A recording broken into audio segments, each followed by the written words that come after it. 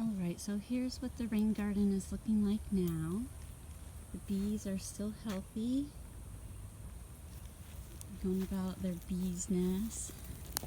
And I just wanted to show you the rain garden because one of the native hibiscuses, or the Marsh Mallow, is blooming, and they don't bloom for very long. They bloom for like 24 hours, but they're amazing when they do. See how it has the stamen with all the little pollen? Sorry for that poor camera work. It's really beautiful.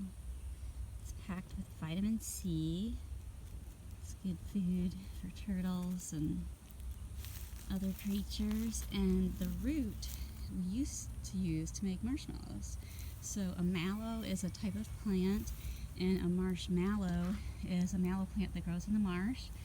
And this is the rain garden, right? So that means that it's marshy in the sense that it holds water, not like a salt marsh like we think of marshes down here in the low country, but marshy as in sometimes it can be wet. Although I have not seen it like that at all this year, unfortunately.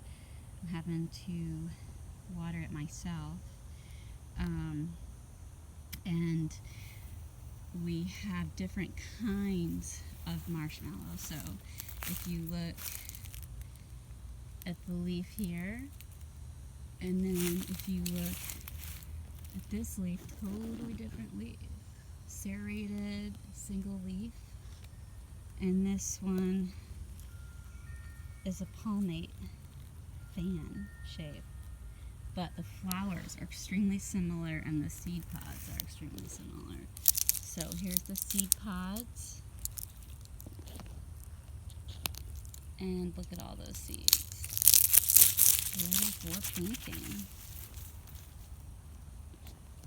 Hope you guys are doing well.